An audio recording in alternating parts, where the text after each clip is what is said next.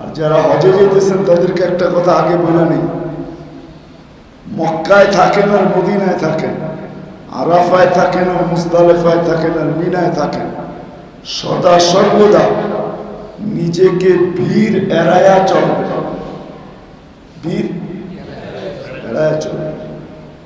ভিড়বাট্টার ভিতরে যাবেন না, ভিড় এড়ায়া চলবে।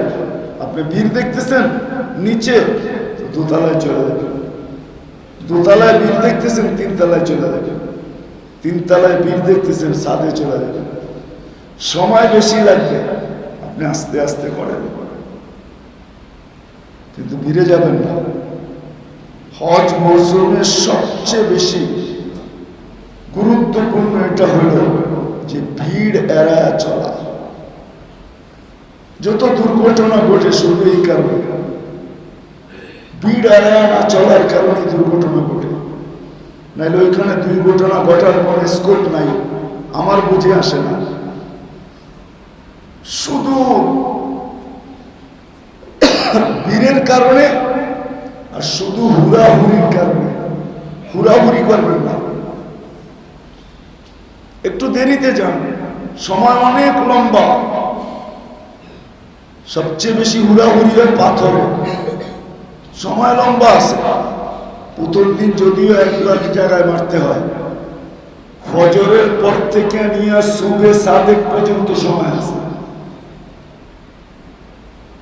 10 তারিখ ফজরের থেকে নিয়ে সুবে সাদেক থেকে নিয়ে পরের দিন সুবে সাদেক পর্যন্ত পাথর মারার সময় আছে লম্বা। কতক্ষণ?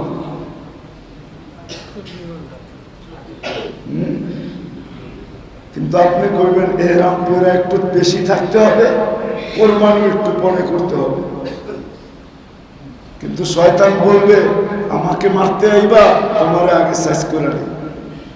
তা আপনার হুড়াহুড়ির ভিতরে নিয়ে যাবে, বিরাবিরির ভিতরে নিয়ে যাবে, একটা দুর্ঘটনা শিকার ঘটায় দেবে, দুর্ঘটনা ঘটায় দেবে। সব এই কারণেই হয়েছে। আমি তা হাদিসে নেয়ামত বলতেছি, আমি 12 থেকে 14 বার গেছি তো টানা।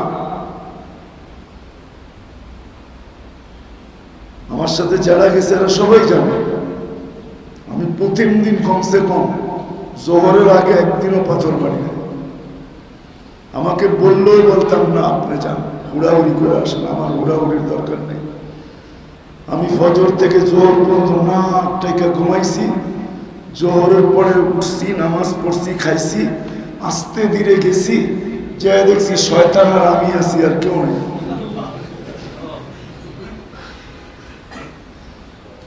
হয়তো দুপুরের কোরবানি সন্ধ্যাতে হয়েছে, কিন্তু আর কেউ নেই, কোনো দিন নেই, কেউ নেই। হয়তো থাকলেও হাতের করে গোনা কয়েকজন আছে। তখন মোটামুটি দেখা বিলকুল এমনিয়া মারা যায় যে মারবো সন্তানের কোন জায়গায় মারবো, টার্গেট নিয়ে মারা যায়। এই জন্য হুড়াহুড়ি আর আমি চাই, হুড়াহুড়ির ভিতরে যাবো। আর হইল কি, আরেকটা কি বলছিলাম না, আরে না, একটা হলো ভিড় এড়াবো। ভিড় যেখানে এখানে যাবো, ভিড় এড়ায় চলবো, হুড়াহুড়ি এড়ায় চলবো। হজ একবারে সহজ, বেশি নাই হজের ভিতরে। উমরার ভিতরে 4টা করণীয়, কয়টা? 2টা ফরজ, 2টা ওয়াজিব। এহরাম বাঁধা ফরজ, 7 চক্কর দেওয়া ফরজ। বাইতুল্লাহকে 7 চক্কর দেওয়া। আর বাইতুল্লাহ যখন তওয়াফ করবেন তখন বাইতুল্লাহ সব সময় বাম দিকে থাকবে। কি দিদি? বাম দিকে থাকবে, ডান দিকে না। এদিকে, এটা মনে রাখতে হবে। এই 2টা হলো ফরজ। ওয়াজিব 2টা, সাফা মারওয়া সাই করা। সাফার থেকে শুরু হবে, মারওয়ায় গেলে এক সাই, আবার সফায় আসলে 2, আবার মারওয়ায় গেলে 3, আবার সফায় আসলে 4, আবার মারওয়ায় গেলে 5, আবার সফায় আসলে 6, আবার মারওয়ায় গেলে 7। কমপ্লিট। এটা ওয়াজিব। তারপরে চুল ছাটা ওয়াজিব, তারপরে আপনি হালাল হয়ে যাবেন। হজের ভিতরে ফরজ 3টা, ওয়াজিব 6টা। কয়টা? ফরজ 3টা, ওয়াজিব ছুটে গেলে হজ হবে না, ফরজ ছুটে গেলে হজ হবে না, ওয়াজিব ছুটে গেলে দম দিলেই চলবে। ফরজ 3টা, ইহরাম বাঁধা, আরাফায় অবস্থান করা, আর তোয়াফে জিয়ারত করা। তোয়াফে জিয়ারত করা, এর 3টা হলো কি? ফরজ। 3টা ফরজ, 3টা ফরজ, এই 3টা হলো ফরজ। আর ওয়াজিব হলো 6টা। ওয়াজিব হলো দ্বিতীয় ফরজ। 9 তারিখে দিন গিয়ে রাত্রে চলে আসবে মুজদালিফা। মুজদালিফা থাকবে, 10 তারিখে সকালে মিনায় আসবে। আইসা বড় শয়তানকে পাথর মারবে, তারপরে কোরবানি করবে, তারপরে মাথা মুন্ডাবে বা ছাড়বে, চুল ছাড়বে, তারপরে আইসা সাই করবে। কি করবে? সাই করবে। আর সর্বশেষ বিদায় তওয়াফ করবে। 6টা ওয়াজিব, 3টা ফরজ, 6টা ওয়াজিব। ওয়াজিব ছুটে গেলে, ওয়াজিব যদি ছুটে যায় তাহলে দম দিতে হবে। ওয়াজিব যদি না ছোটে তাহলে দম দেওয়ার কোনো প্রয়োজন নেই। বলবে অনেকে ভুল ত্রুটি হয়ে গেছে, এটার জন্য দম না, এটার জন্য বলে সূর্য তো ডুবে গেল, দিন পার হয়ে গেল, এখন তো রাত্র শুরু হলো, অনেক লম্বা দূরত্ব হয়ে গেল, আবার একটু কাছে আসুন। আবার মাগরিবের পরে যখন এশা হয়, বলছে এখন তো ঘুমানোর পালা, সর্বশেষ আমলটা তোমার নামাজ হোক। কেন সর্বশেষ আমল যেটা হয় এটাই আল্লাহর কাছে গণ্য হয়। এই জন্য হাদিসে আছে যে সর্বশেষ কথা কালেমা হবে, সারা দুনিয়া বলবে ঈমানের উপরে মারা গেছে। এই জন্য কিতাবে আছে এশারের পরে লম্বা সময় দুনিয়াবি কথা বলতে নাই। হ্যাঁ, দিনই কাজ থাকে, যেমন পড়ানো আছে, পড়াবে, ওয়াজ নসিহত আছে, দিনই কথাবার্তা আছে, কিন্তু দুনিয়াবি কথা বেশি বলা না চাই। এমন না হোক যে দুনিয়াবি কথা বলতে বলতে আমি ঘুমায় গেছি আর ঘুমের ভিতরে আমি চলে গেছি, তাহলে সর্বশেষটা আমার হলো দুনিয়াবি কথা।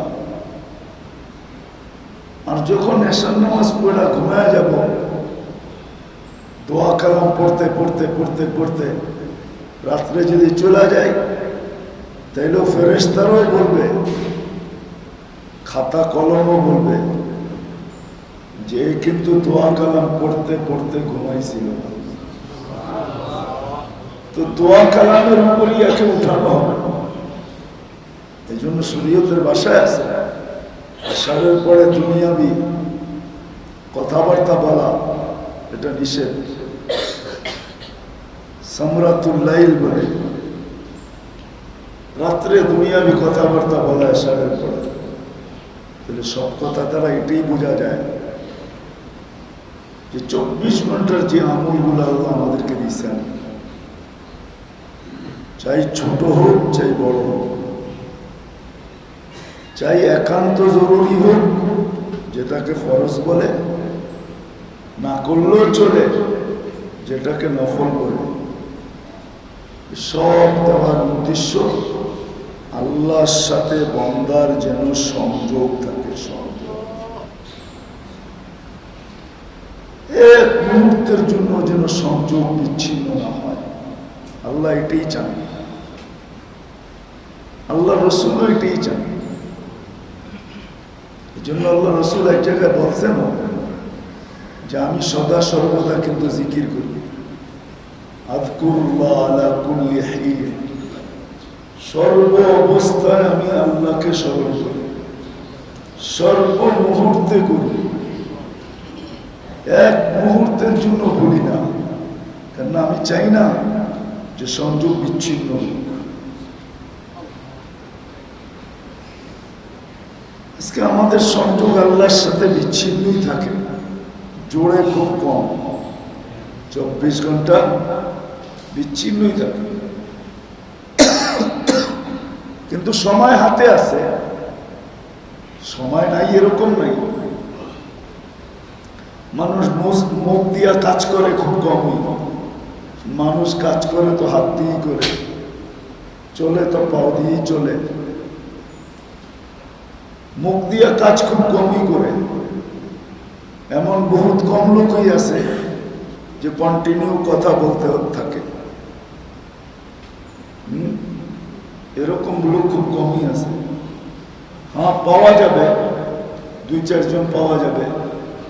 গরমের দিন সদরঘাটে গেলে বা গুলিস্তান গেলে কিছু লোক পাওয়া যাবে।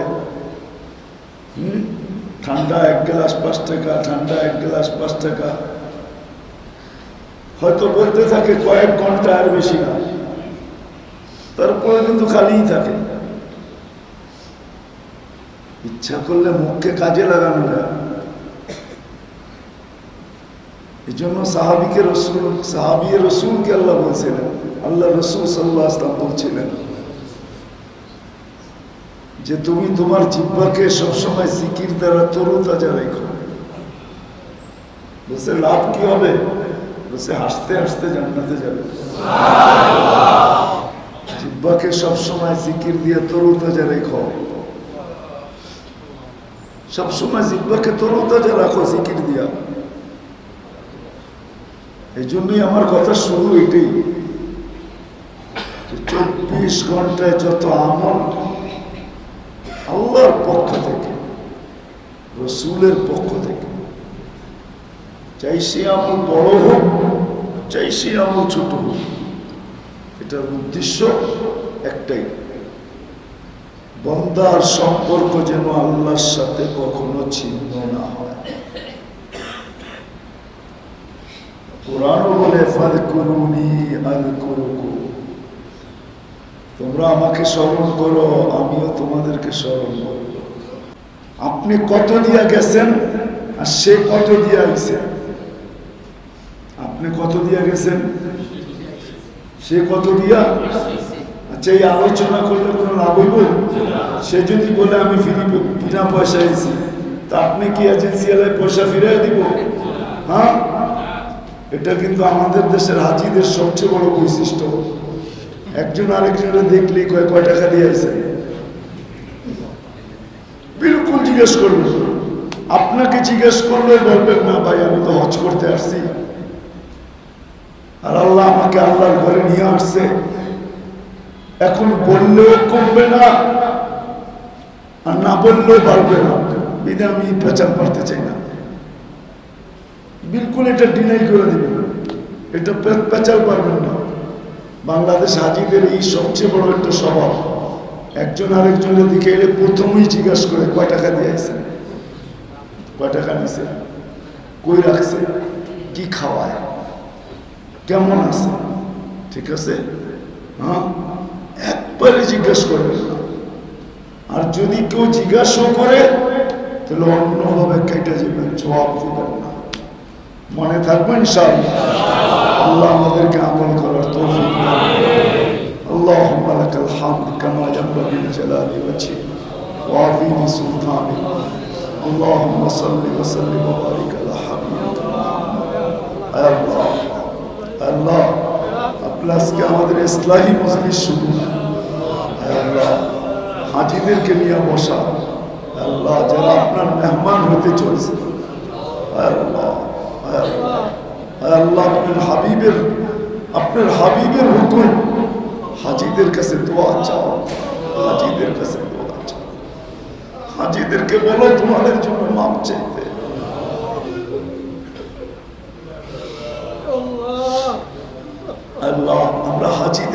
ওসিলা করে আজকে চাইতেছি আজকের মজলিস কবুল করেন, আজকের মজলিস কবুল করেন, আজকের মজলিস কবুল করেন, আজকের মজলিস কবুল করেন। আমাদেরকে ওরম বানান যে এক মুহূর্তের জন্য আপনার সাথে সম্পর্ক আমাদের বিচ্ছেদ না।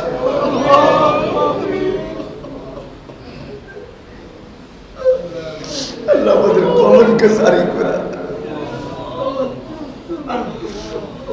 নফসে লতিফাকে আল্লাহ আল্লাহ আল্লাহ জিক্রে ইলাহি দ্বারা জারি করে, জিক্রে ইলাহি দ্বারা, আপনার জিকির দ্বারা জারি করে।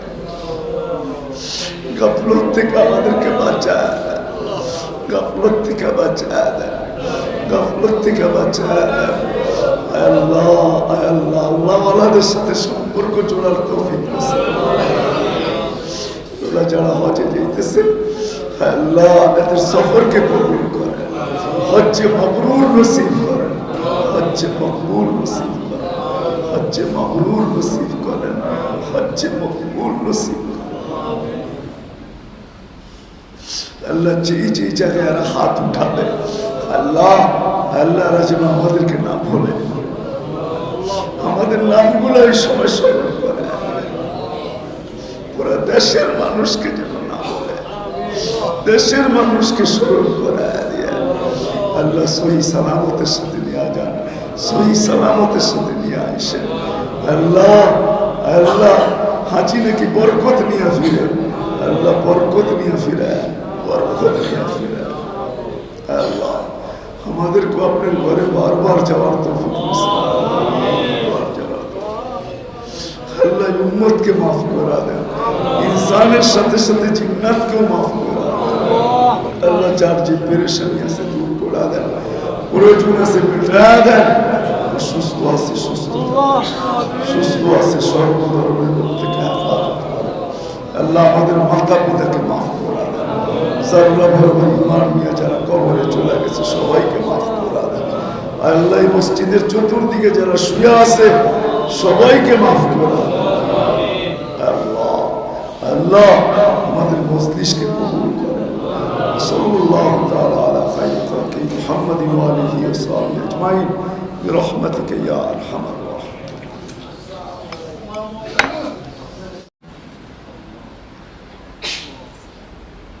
যাইতে না পারলো এরকম ইশক ছিল, ভালোবাসা ছিল যে সবকিছু বন্ধ করে ওই টানের টান লাগায় বয়ে থাকতেন, দিল লাগায় বয়ে থাকতেন, যার বাহিরে বাহির হলো না। হজের মাস আর বাহিরে দিল লাগায় বয়ে থাকতেন,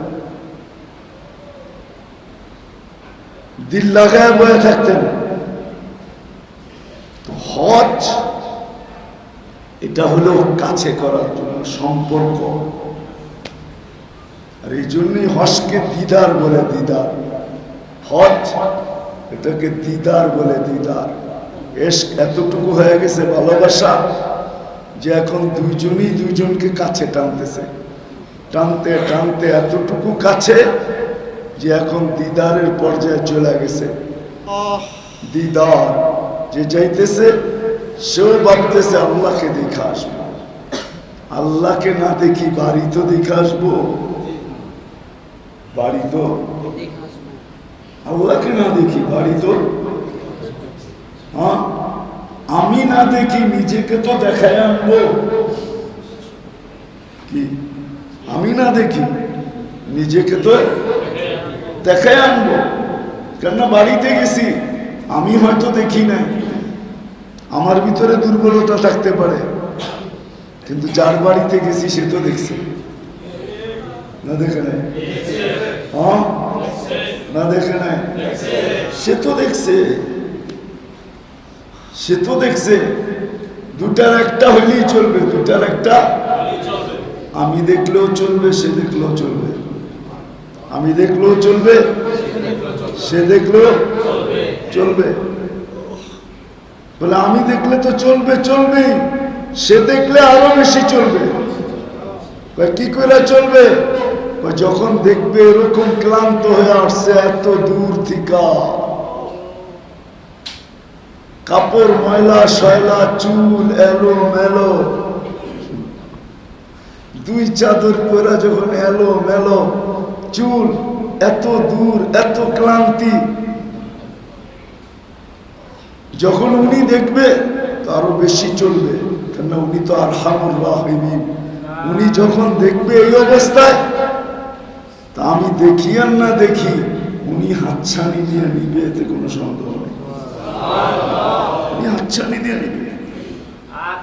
এই জন্যই তো আরাফার দিনে বলে যে আমার বান্দারা এত দূর থেকে আসছে, কেউ আমেরিকা থেকে, কেউ অস্ট্রেলিয়া থেকে, কেউ এশিয়া থেকে, কেউ এত দূর দূরান্তের সফর করে আসছে। দেখো চেহারা কিরকম, দেখো চুল কি এলোমেলো, দেখো কাপড় কি ময়লা শয়লা, অবস্থা দেখো। কেন আসছে? আমাকে দেখতে, আমাকে পাইতে। তো ওই দিন সাক্ষী রেখা বলে, যাও মাফ করা দিলাম, জান্নাত দিয়া দিলাম, আমি হয়ে গেলাম, আমার বানায় নিলাম, আমি আর হয়ে গেলাম, একে আমার বানায় নিলাম। টাকা হইল এই জন্য হজ না, হজ আসলে এশকের টান, মোহব্বতের টানের নাম হইল হজ। মোহব্বতের টানের নাম হজ। শুধু টাকার নাম হজ না, মোহব্বতের টানের নাম হজ।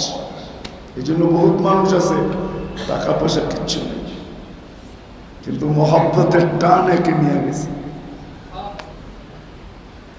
আর এটা এই জন্যই আবারও বলতেছি, আল্লাহ নিজের সাথে বান্দাকে সংযুক্ত করার জন্য এমন সংযোগ, হজের মাধ্যমে এমন সংযোগ যেটা মৃত্যুর আগ পর্যন্ত যেন বিচ্ছেদ না ঘটে। মৃত্যুর আগ পর্যন্ত বিচ্ছেদ তো ঘটবে না, বেসাল ঘটবে না, বরং রেসাল ঘটবে। রেসাল বিচ্ছেদ ঘটবে না, বরং ঘনিষ্ঠভাবে মিলন ঘটবে। মিলন, মৃত্যু দ্বারা ঘনিষ্ঠভাবে কি করবে? মিলন করবে। আল্লাহ ইল্লিগিনে চলে যাবে, মিলন করবে। এই জন্য এশকের টান ছিল হজ, এশকের টান। এই জন্যই তো বলা হয় যে হাজি হজে যাবে, শুধু জায়গা ঘুরে আসবে না, হাজি তো ওই সম্পর্ক নিয়ে আসবে যেটা মৃত্যু পর্যন্ত, ওই সম্পর্ক শুধু মৃত্যু পর্যন্ত থাকবে না, ওই সম্পর্ক তাকে আল্লাহর সাথে বাস্তবিক মিলানো মিলাই দিবে, বাস্তবিক দিদার করায় দিবে, আল্লাহকে দেখবে। যেমন জান্নাতে গেলে আমরা আল্লাহকে দেখব, আল্লাহ আমাদেরকে দেখবে। ইউহাদিরু মুহাদারা, আল্লাহ প্রত্যেকের সাথে কথা বলবে। কিছু জান্নাতি তো থাকবে মন চাইলেই আল্লাহকে দেখবে। জান্নাতের ভিতরে একটা দরজাই থাকবে, বাবে সালাম। ইনশাআল্লাহ আশা করি এই উম্মতের জান্নাতে থাকবে, আমাদের প্রত্যেকের জান্নাতে থাকবে। যখন আল্লাহকে দেখতে মনে চাবে খুলবে আর আল্লাহকে দেখবে, আর আল্লাহ দেখবে, সেও হাসা দিবে, আল্লাহ হাসা দিবে।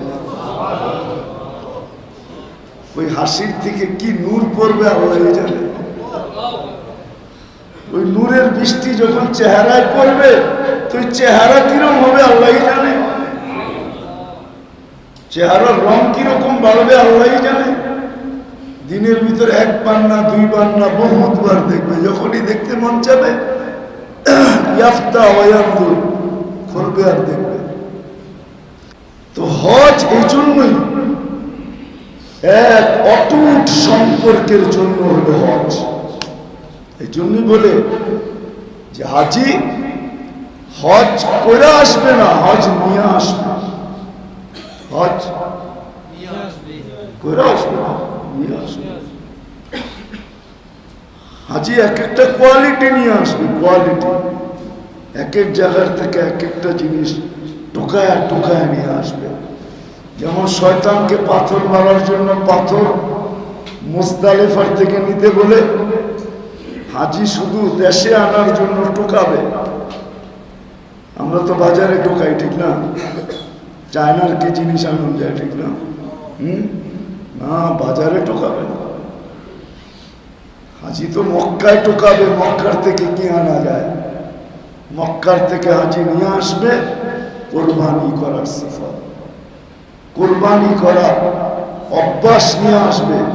যেই কোরবানি ইব্রাহিম আলাইহিস সালাম, ইসমাইল আলাইহিস সালাম, হাজেরা আলাইহিস সালাম করছিলেন, যেই কোরবানির ফল বাইতুল্লাহ, যেই কোরবানির ফল সামসাম, যেই কোরবানির ফল হজ, যেই কোরবানির ফল সবচেয়ে বড় যেটা মুহাম্মাদুর রাসূলুল্লাহ। কোরবানির ফল হলো মুহাম্মাদুর রাসূলুল্লাহ সাল্লাল্লাহু আলাইহি ওয়াসাল্লাম। যে কোরবানির ফল, কোরবানির নিয়ে আসবে মক্কার থেকে হাজি, আর কিচ্ছু আনবে না। হ্যাঁ, জমজম খেজুর আনবে, কিন্তু হাজি মেনলি নিয়ে আসবে মক্কার থেকে কোরবানি, কোরবানির সিফত নিয়ে আসবে। যে মৌত পর্যন্ত আমার জীবনটা এখন কোরবানির উপরে চলবে। আল্লাহ আল্লাহ রাসূলের হুকুমের সামনে সব কোরবান হবে। কোরবান যখন আরাফায় যাবে তো হাজি আরাফার থেকে এনাবাত নিয়ে আসবে। এনাবাত আরবিতে বলে আল্লাহর দিকে ফিরা। আদম আলাইহিস সালাম আর হাওয়া আলাইহিস সালাম যে আল্লাহর দিকে ফিরছিলেন, এমন ফিরা ফিরছেন যেই ফিরার বদৌলতে আল্লাহ জাবালে রহমত দিয়েছেন, যে ফিরার বদৌলতে এদের গুনাহ মাফ হয়ে গেছে। আল্লাহ তওবাকে কবুল করছেন। নবীর তো গুনাহ বলা যায় না, তওবাকে আল্লাহ কবুল করছেন। ওই এনাবাত। আর যখন আরাফায় আসবে, মিনায় আসবে, মিনায় যাবে তো হাজি মিনার থেকে টোকাবে। যারা এখানে হজে যেতেছেন পায়ে হাত রেখা বলি, এই ফল ফুল জুস মুস এডি টোকায় না। ফল জুস পানি সানি এটি টোকায় না। যেখানে যেটা টোকানের ওটা টোকান, টোকান। মক্কা থেকে মুজাহেদা টোকান, কোরবানি টোকান। কোরবানি মুজাহেদাও বলা যায় এটাকে, মুজাহেদা। কষ্ট কেমনে করতে হয় আল্লাহ পাওয়ার জন্য, এটা টোকান। আরাফায় যাবেন, ওইখান থেকে এনাবার টোকান। আল্লাহর দিকে কিভাবে ফিরতে হয়, কিভাবে ফাফিরু ইলাল্লাহ করতে হয়, আল্লাহর দিকে দৌড় কিভাবে দিতে হয়। মিনায় যাবেন তো এতাত টোকান। ইসমাইল আলাইহিস সালাম এতাত দেখায় দিয়েছেন যে আল্লাহকে মানতে কিভাবে হয়। একটা বাচ্চা শিখাইছে আমাদেরকে। বাচ্চা যখন তাকে জবাই করতে নিয়ে যায়, 6 থেকে 7 বছরের বাচ্চা, বাচ্চা শিখাইছে যে এতাত কাকে বলে, আল্লাহকে কিভাবে মাইনা দেখাইতে হয়। আর মুজদালিফার থেকে আল্লাহর রাসূল শিখাইছে আল্লাহর দিকে কিভাবে ফিরতে হয়, আখিরাত মুখী কিভাবে হইতে হয়, কিভাবে আখিরাত মুখী হইতে হয়, এটা শিখাইছে। আখিরাত মুখী কিভাবে হইতে হয়, সারা জীবন আমি আখিরাত মুখী হয়ে কিভাবে থাকবো, এটা শিখাইছে।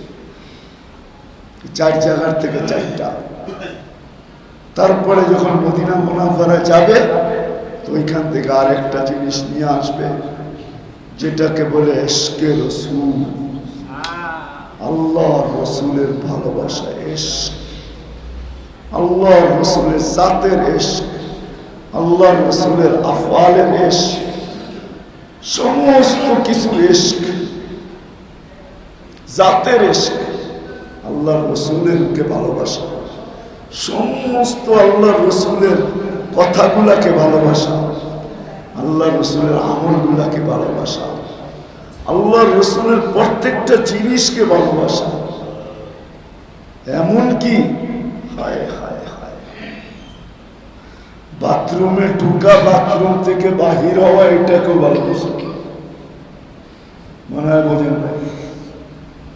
যখন ভালোবাসবেন তখনই ওই তরিকায় ঢুকবেন, ওই তরিকায় বেরিয়ে এসকে নিয়ে আসেন। এটা সম্ভব হবে যদি দুটা কাজ করতে পারে। হাজি যদি দুটা কাজ করতে পারে। কয়টা? একটা হলো সময়ের মূল্য দিতে পারে। মক্কা মদিনায় থাকা অবস্থায় একটা মুহূর্ত অনার্থক কাটাবে না। একটা মুহূর্ত অনার্থক কাটাবে না, অনার্থক কাটাবে না। কিছু না করতে পারে তো ঘুমায়া কাটায় দেবে, ঘুমায়া। তারপরও অনার্থক কাজে কাটাবে না, ফালতু কাজে কাটাবে না, গল্প স্বল্পে কাটাবে না, ঘুমায়া কাটায় দেবে, ঘুমায়া। প্রথম হলো সময়ের মূল্যায়ন করতে হবে। কেন ওইখানে 1 লাখ না হয় 50,000, মদিনায় 50,000, মক্কায় 1 লক্ষ। বিদায় সময়কে এক মুহূর্তের জন্য অনার্থক কাটাবে না। প্রথম হলো এটা সময়ের মূল্যায়ন। আর দ্বিতীয় হলো হাজি কখনো সবরকে হাত থেকে ছাড়বে না, সবরকে হাত থেকে ছাড়বে না। যা হোক, যা ঘটুক, যা করো, সর্ব অবস্থায় হাজি সবর করবে। কি করবে? সবর করবে। সবচেয়ে বড় পরীক্ষা এটাই হবে। প্রথমটার চেয়ে বেশি পরীক্ষা এটা, সবর। সবর সবর করবে হাজি। যত বেশি সবর করতে পারে, আর সবর করতে পারবো যদি এই কথা ভাবে যে আমরা সবাই তো এখানে আসছি 30, 32, 40 দিনের জন্য, ঠিক না? তারপরে কে কাকে কোথায় পাবো, ঠিক না? শুধু আরাফার দিনই বলে আরাফতি ভাই, আরাফতি বোন, এটাও শয়তান শিখাইছে, বুঝছেন না? এটাও শয়তান শিখাইছে। আরে আমরা আরাফতি ভাই বোন, এখানে আবার পর্দার দরকার কি, ঠিক না? আরাফতি এটা কিন্তু শয়তান শিখাইছে, শয়তান শিখাইছে। আরাফতি ভাই বোন, ওই দিন আর পর্দা লাগবে না, শয়তান শিখাইছে। কিন্তু শয়তান জানে আমাদের চেয়ে বড়, শয়তান তো নামই শয়তান, ঠিক না? ও জানে এই আরাফতি ভাই বোন কতক্ষণ থাকবেন? যতক্ষণ আরাফতে আছেন, এরপর আর কেউ কারো দেখা পাবেন না। কিন্তু এই কথা যদি মাইনা নিলেন, তাইলে বাস একদিনে আপনার চড্ডি বড্ডি গোল করে দিবে শয়তান, সব শেষ, সব তুলায় মিশা যাবে। সেই জন্য সবর হাত থেকে না ছাড়া চাই। পারবো? যারা হজে যেতেছি পারবো সবর করতে? আল্লাহ সবাইকে নিয়ে যাক ধাপে ধাপে। কিন্তু হজে যারা এই বছর যেতেছি সবর করতে হবে। আমি দেখাইলে আর হবে না, আমি দেখাইলে আর হবে না। তাইলে আর হাজি হবেন না আপনি। হ্যাঁ, দেশে আইলে মাসে হাজি কইব, লেখায় হাজি লিখবে আলহাজ অমুক তমুক, কিন্তু আপনি হাজি হবেন না যদি আমি দেখাই। আমি দেখানো বোঝেন? রাত যে করবো আমি দেখাইব, কি দেখাইলো? আর সবর যে করলো সে কি করলো? আমি আমি দেখাইল না। আল্লাহ আমাদেরকে অনেকবার নিয়ে গেছে, তো দেখছি কতজনে যে ওইখানেও আমি দেখায়, যা এয়ারপোর্টের থেকে তোরে সাইজ করব, তুই যাইস বাংলাদেশে, ঠিক না? ওইখানেও যে আমি দেখায়, ওইখানেও যে কি দেখায় আমি। হজে যে আমি দেখানো যাবে না, সবর করতে হবে। আপনাকে সবসময় পোশাকের দিকে দেখতে হবে, পোশাকের দিকে, যে আমি কিন্তু মুর্দার পোশাক পরা বেড়েছি। মুর্দার কার কার আমি কিন্তু মুর্দা, এখানে আমি নাই। বাড়িওয়ালা বাড়ি নেই রে, বাড়িওয়ালা নাই রে দুনিয়াতে, কয় না বাড়িওয়ালা বাড়িতে নাই, নাই রে দুনিয়াতে। আমি এই কাপড়ে আর আমি নাই, কি নাই, আমি লাশ হয়ে গেছি। যদি এই দুই জিনিস আপনি করতে পারেন, সময়ের মূল্যায়ন, সবার, তাইলে আপনি 4 জায়গার থেকে 5 জায়গার থেকে 5টা কিছু হইলেও পাবেন, কিছু হইলেও ফোটা হইলেও পাবেন, ফোটা ছিটা হইলেও পাবেন। এই জন্য আমি নববাড়িতে বলছিলাম 2 দিন আগে, পরশু দিনও বলছিলাম কুমিল্লাতে, যে আমার বুঝে আসে না যে মদিনা দেখলো আর সে দাড়ি ছাড়া আসে কি করে। মদিনা দেখলো আর দেশে এসে ক্লিন শেভ করে কি করে। আমার চোখ বিয়োগে মিলে না, আমার চোখ বিয়োগে মিলে না। কেন মদিনায় যখন গেছে, সে দেখুক আর না দেখুক, হাদিস তো এটা বলে যে আল্লাহর রাসূল তাকে দেখছে। সে যখন সালাম দিছে তখন শুনছেন, ডাইরেক্ট শুনছেন। জবাব দিছেন কি দিছেন না এটা পরের কথা, কিন্তু শুনছেন তো, দেখছেন তো, ঠিক না? তারপরে আবার আমি ক্লিন শেভ করি কি করে? আমার এটা চোখ বিয়োগে মিলে না। আমি অনেক চেষ্টা করে দেখছি, বড় বড় ম্যাথমেটিক্স চালা করে লয়েও দেখছি, কিন্তু আমার চোখ বিয়োগে মিলে না। রওজা দেখলো, মদিনা দেখলো, সে দাড়ি ছাড়া কি করে আসলো? মদিনা দেখলো, সে ক্লিন শেভ কি করে হলো? মদিনা দেখলো, বুঝা গেল তার দিলের ভিতরে এসকে নাই, ঢোকে নাই, এসে ভালোবাসা ঢোকে নাই। যদি ঢুকতো, হায় হায় হায় হায় হায়, দুনিয়াদের মডেলদের অনুসরণ করে যদি চুল কাটতে পারে, তাহলে মুহাম্মদুর রাসূলুল্লাহর চেয়ে বড় মডেল কে? ওনাকে দেখে দাঁড়িয়ে রাখতে পারে না কি? বুঝে গেল এসকে নাই, মহব্বত নাই। আমার বিশ্বাস, রাগ হয় না, কিন্তু আমার বিশ্বাস কিয়ামতের দিন দেখা হওয়ার পরে ওকেই বলা দেয় কিনা, সুফকান লিমান গায়্যারা বাদি, দূরে যা, সর, তোর লোকে কোনো সম্পর্ক নাই, সর। আগে যারা আছে ওরা পান করে, তোর লোকে সম্পর্ক নেই, সর।